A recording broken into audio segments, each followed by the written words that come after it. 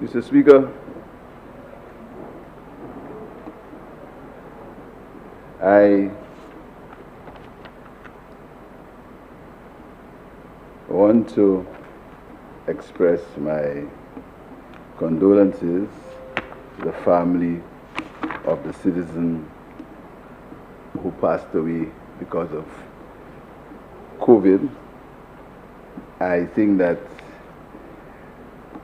it's a very sad day for St. Lucia, a very sad day for the family, and I wish them all the best, because definitely these are trying times. Mr. Speaker, that is why it surprised me this morning when I heard some of the utterances of the Prime Minister. Because the COVID pandemic has absolutely no boundaries. No one knows what caused it. No one knows how it's going to be cured. And even if the news about the vaccine, there are still doubts as to the effectiveness of the vaccine and how it will work. This is why, Mr. Speaker, every public pronouncement that I made about COVID, and Mr. Speaker, I want to make it clear, because many statements are made, and these statements sound as if it's fact for political purposes, to score political points about COVID. But I want to put it on the record, what I have said about COVID, on the record. And I defy anybody in this honorable house, or anybody in this country, to ever say that I made any statement about COVID that would not be in line with the general protocols or the general belief or the fact that COVID is serious and we should come together to cause it to be less harmful on St. Lucia. Mr. Speaker, on the 7th of March, I had a discussion with the Prime Minister about COVID in his office. And I said to him, I will give him my fullest support as far as the COVID situation is concerned. And in every statement that I make, I'm going to ask people to maintain the protocols and to keep the politics out of it. On March the 15th, Mr. Speaker, when the first COVID case was announced, the Prime Minister called me on March the 13th, and he expressed the situation with COVID. And he invited me to a meeting of NIMAC. I went to the meeting of the NIMAC, accompanied by, at the time, Senator Henry, the Honorable Ernest Hilaire, and somebody working for my office. We went to the meeting. At the meeting, I'm on record as giving the meeting my blessings and saying to the Prime Minister and the public as a whole that I would be part of any movement to curb COVID in St. Lucia. On March the 15th, I addressed the nation and I proffered some recommendations as to how we could work together to combat COVID. And in there, I said, I urge the government for a bipartisan approach. Mr. Speaker, the meetings of NIMAC are virtual. My representative at NIMAC, I don't profess to know everything. I do not profess to be an engineer or an economist or a doctor or psychologist or everything, Mr. Speaker. I don't profess to know everything. The person that I sent to the NIMAC meeting is more qualified than me in these matters.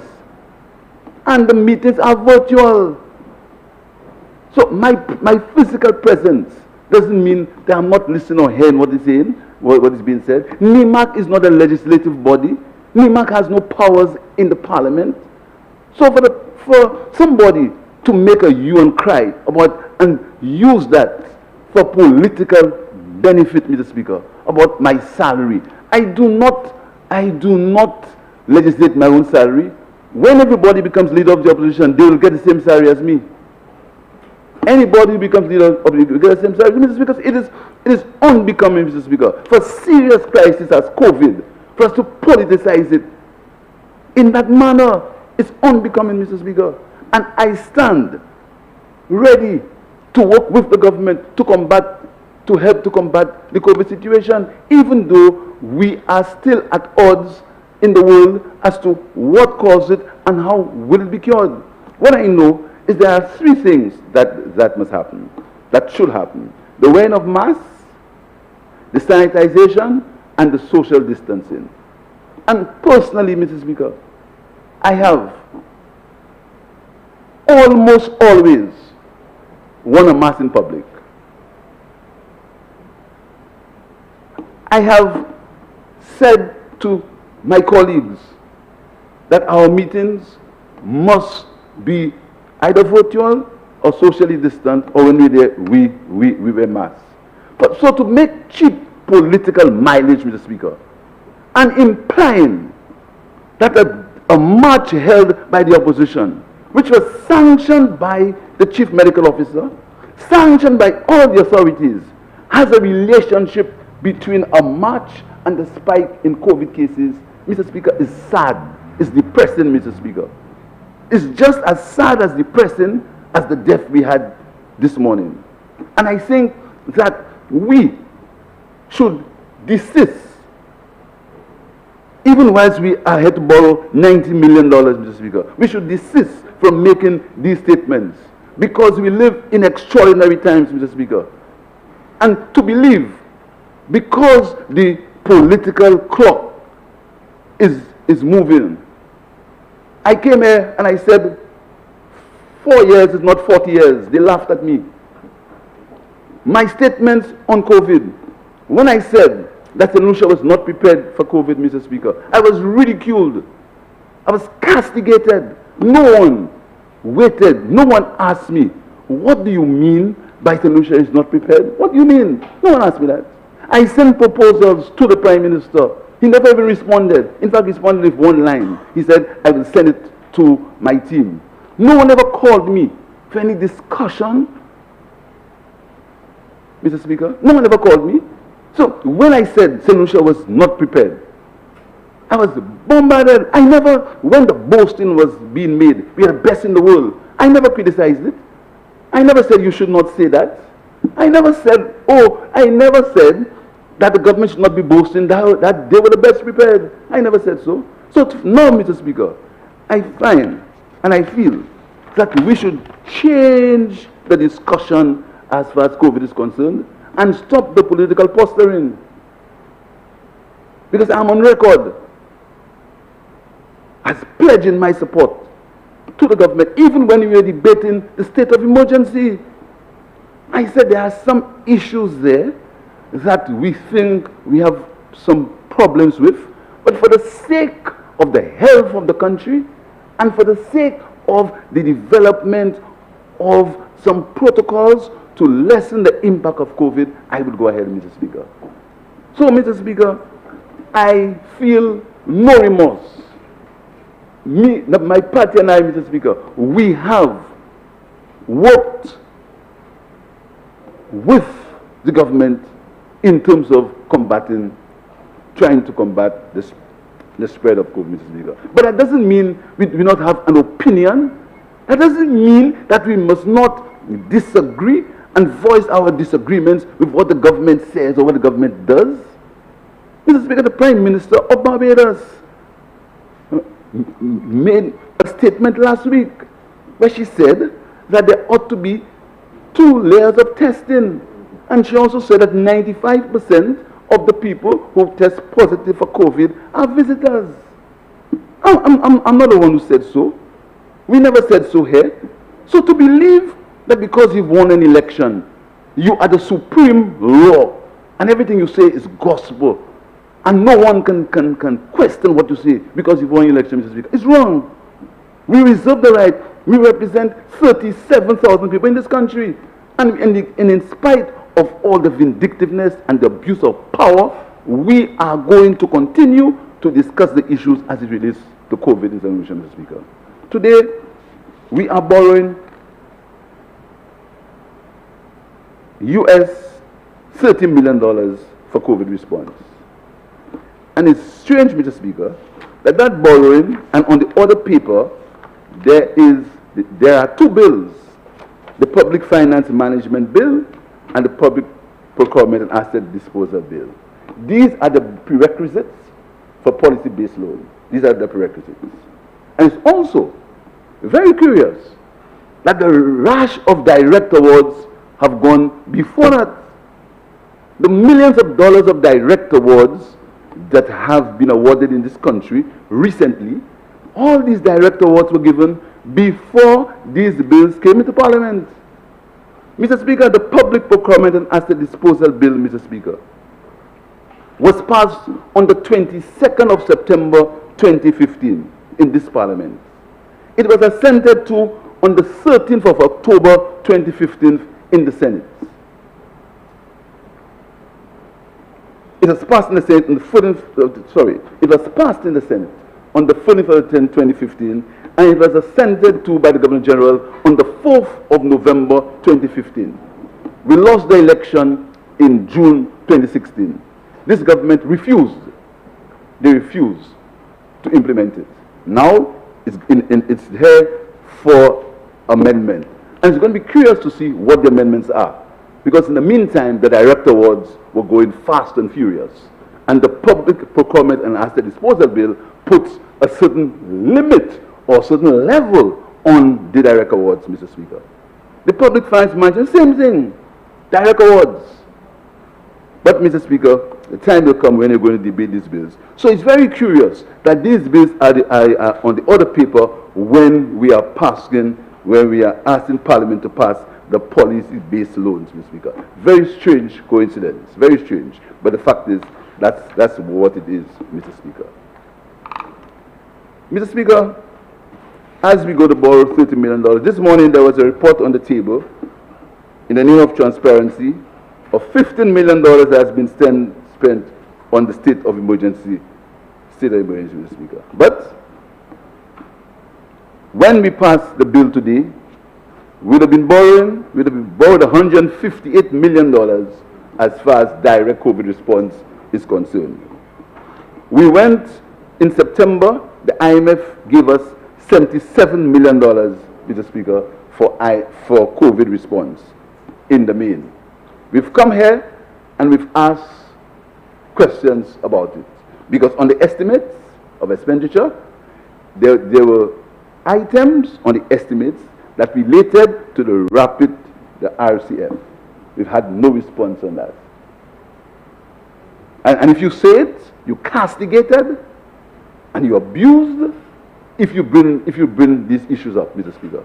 We are not questioning, Mr. Speaker, it is our right to ask these questions. If on the estimates of expenditure, you have a line item for the use of funds that were borrowed ostensibly for COVID, we have to ask, why is it on the estimate expenditure, page 585 and page 580? We have to ask these questions. Why must we be castigated for asking these questions?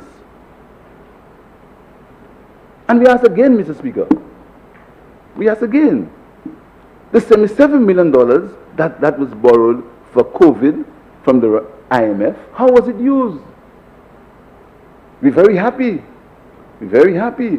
I want to congratulate the Minister of Finance, the Ministry of Finance for giving the $15 million report. But there was more. And the estimates showed that was used for other purposes. That's a fact. So in spite of how you abuse me, and in spite of how you use silly things like a car that the leader of the opposition has for 13 years, Mr. Speaker, the leader of the opposition, the car he drives is 13 years old, and I don't drive it. 13 years old. So when the Prime Minister makes a hue and cry about a car, it shows me where we are in terms of COVID. That's what he's speaking about, a 13-year-old car. Mr. Speaker, we're back to the $30 million that we are borrowing today, Mr. Speaker. And I have to ask a few questions, Mr. Speaker. I have to ask a few questions. I have to ask, what is the state Was any of the money that we borrowed on the rapid credit facility used in the restoration of the respiratory hospital at Victoria Hospital? Because my information tells me, Mr. Speaker, that conditions in that place are deplorable. And it's not because it was on social media. I know people who went there, who said that the conditions are deplorable. No, Mr. Speaker, COVID and isolation cannot be a nice thing. It can't be a nice thing, Mr. Speaker. It can't be nice.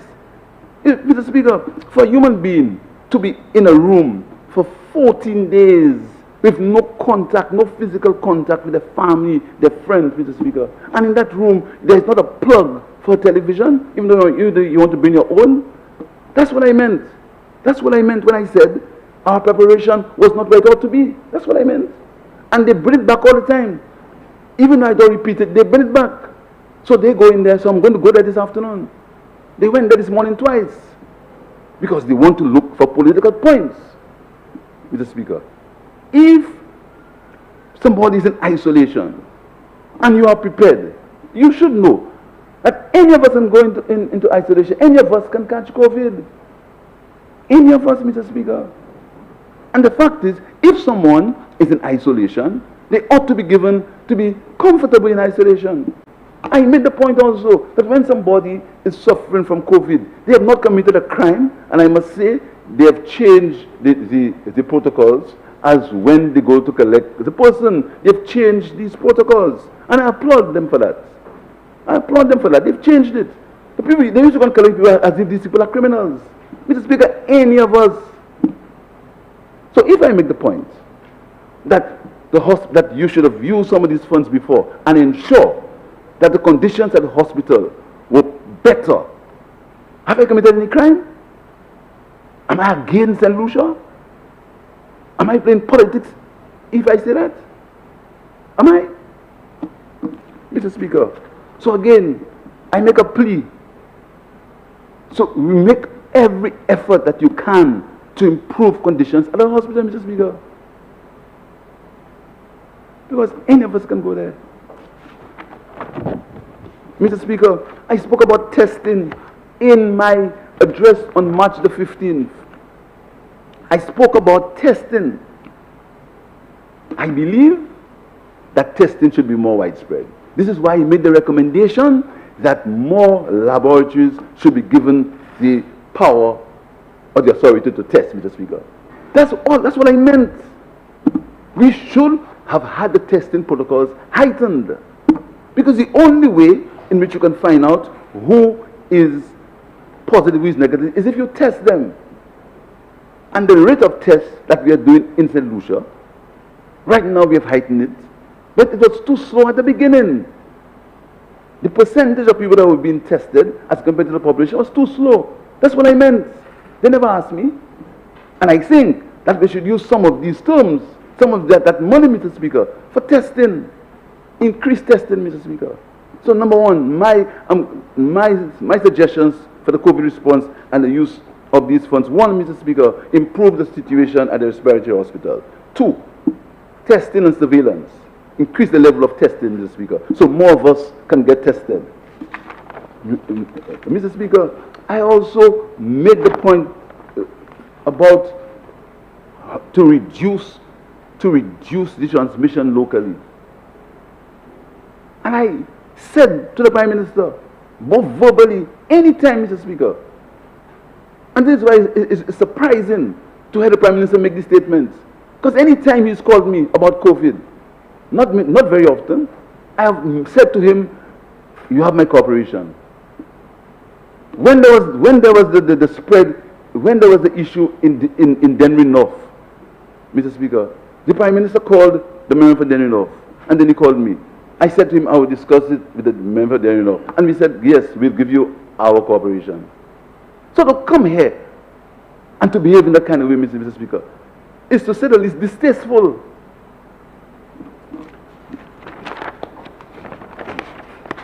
Mr. Speaker, we speak now about the borrowing, Mr. Speaker, the borrowing for fiscal stability, Mr. Speaker. Mr. Speaker, it's important for us to know now what really is the debt to GDP ratio. What's the percentage? Where are we? We need to find that out. There is nothing treasonous in asking what is the debt to GDP ratio. We must ask that. We represent 37,000 people. The difference in reputation between us and them is 7,000. So we have a right. That's the difference, Mr. Speaker. But because of our system, it appears that they have so much more support than us. Because of our system. So we have the right to say these things, even if they are in power or not. We have the right to ask it. And we are asking again, what is the debt to GDP ratio? We need to find that out. Mr. Speaker, we need to find out, Mr. Speaker, how much has been drawn from the facility at the ECCB.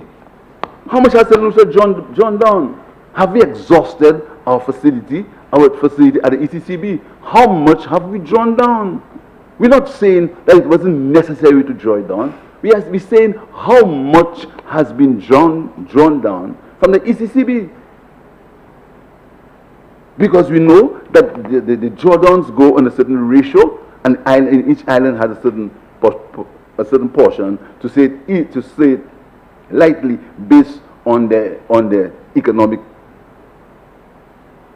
activity or based on the economic position in the OECS.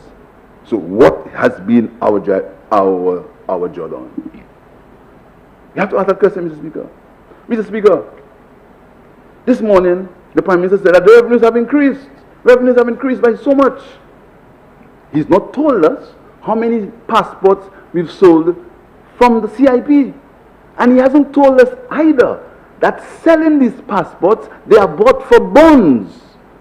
The exchange is bonds. And he hasn't told us also that these bonds are debt. And at some point, these bonds are going to mature. If that is not true, tell me. Selling the passports, you have the revenue now. But the sale that we had on these passports, we exchanged them for bonds. And these bonds are debt. Is there anything treasonous in saying that? If that is not a fact, tell me. Question, Mr. Speaker, what is in the National Economic Fund? We came here and we passed a bill and we said that the CIP funds would have gone to a National Economic Fund. And we're speaking about borrowing and fiscal stability. That's what we said. We passed this bill here. That the national economy, because what was there before, it was castigated and put aside. We're not economic managers. What he said we are silly, lazy people. This is how he described a party that's older than all of us in this room. That's the respect you have for a party that's older than everyone in this room. But say for that, Mr. Speaker, as a representative of that party, I want to ask you, how much is in the National Economic Fund? We need to find that out. Because you see, Mr. Speaker, no one will be in government forever. We were in opposition, we were in government. You're in government, you come to opposition. So when you have all these high and mighty and you make all these righteous statements and you pretend as if you're the best in the world and everybody else is foolish, and everybody else's suggestions doesn't make any sense, Mr. Speaker, the time will come. So, Mr. Speaker, how does the CIP revenue, the CIP exchange for bonds, how does that relate to the national debt of the country? What does that do to the situation of bonds in the country, Mr. Speaker? Talking about fiscal stability, Mr. Speaker, what is the dollar value of the National Economic Fund, and have all the CIP revenues? I read somewhere and I saw somewhere that there's been an increase in the sale of passports. If that's not true, I need to know it's not true. There's an increase in the sale of passports. I would like to know whether the revenue for that sale has gone into the National Economic Fund, or whether that revenue has been used together with the general revenue and going into the consolidated fund for government expenses. I need to know that because I have to report on fiscal stability, which is what we're borrowing the money for. Mr. Speaker, no one likes this country more than any other person. It's fortunate that the electorate has put one side in power. But the other side, Mr. Speaker, likes the country just as much. All of us have a stake in this country, Mr. Speaker. I'm a product of St. Lucia. I'm born here, I live here. So I have just enough stake at St. Lucia being prosperous than any one of them there. No one here loves St. Lucia more than me, or wants St. Lucia to prosper more than me, or has the answer to all St. Lucia's pains, and I want St. Lucia to suffer. Why would I want St. Lucia to suffer? Why? I have nowhere to go. I have one passport, and I'm not eligible to buy a CIP1. Mr. Speaker, I want to say, Mr. Speaker, that in spite of the boasting of St. Lucia's economic recovery, there are issues to be dealt with in St. Lucia. There are human issues. And when people question our belief in putting people first, when people question our philosophy of putting you first for the political reasons, Mr. Speaker, there are real situations in this country. There are real situations that people are suffering from, Mr. Speaker. Real. And you cannot get annoyed if they highlighted them and boast. You can't, Mr. Speaker. There are people in this country who have lost their jobs. There are people in this country who are finding difficulty in sending their children to school. There are people in this country who do not have tablets for their children to get instruction, so their children are going to be behind as far as school is concerned. That is the reality of St. Lucia, Mr. Speaker. Of course, there are some people who are doing better than others. But to come here and to boast and to grant charge and attack people because people say that, it's not called for. And in spite of that, Mr. Speaker, my right to talk will never. People talk, there is opposition in North Korea. If you can stop opposition in St. Lucia. In North Korea, there is opposition. If you can stop it here. Even though you abuse power, even though you say whatever you want to say, even though you become vindictive, even though you victimize, you cannot stop opposition. So, Mr. Speaker, I hope that the money that we are borrowing this afternoon will go to people. It's okay when we stay here, and it's good, it's all right when we stay here, Mr. Speaker, and say whatever we want to say. But the fact is, Mr. Speaker, the fact is, as we speak, there are lives and livelihoods that are under strain. And the prognosis of the tourism industry is only in the eyes of some people. World analysts are telling you that tourism will not rebound how it ought to rebound until 2023 for the earliest, or 2024. But in here, we have gurus. We say no. What the world is saying is wrong. We are going to make it rebound better because we are the best. And I must accept that. I mustn't question that.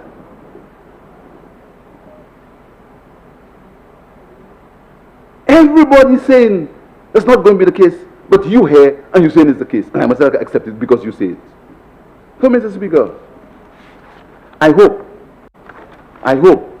that this government, even on the eve of an election, changes its approach to the way things have been done in St. Lucia. I hope that this government stops the attitude of believing they have all the answers and they're always right, and using its petty, low-down blows, Mr. Speaker, to score cheap political points. It's sad, Mr. Speaker, it's very sad. The opposition maintains that there are certain policies that this government is taking that the opposition does not agree with, and the opposition will voice its position on these policies. But the opposition also understands that in terms of COVID, that we must cooperate with the government when it comes to the control of COVID, Mr. Speaker. Because they don't have the answers, we don't have the answers, the world hasn't got the answers. All we know is that there are some established protocols that we should maintain, but we do not have the answers. So that is why boasting, and this is why trying to score political points, Mr. Speaker, will not get us anywhere. Look at the sad news we've got today, Mr. Speaker. And when I made a statement, I never repeated it. They insisted. Oh, you said so. Up to this morning, Mr. Speaker. Oh, you said so and he said so. Up to this morning. But I will not go down there. I won't go there. All I can say to Mr. Speaker is one life loss is too much. And I'm saddened by that, Mr. Speaker.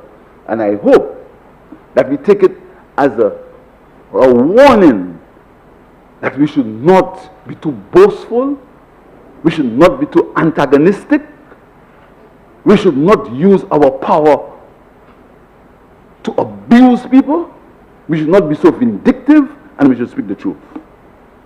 I thank you, Mr. Speaker.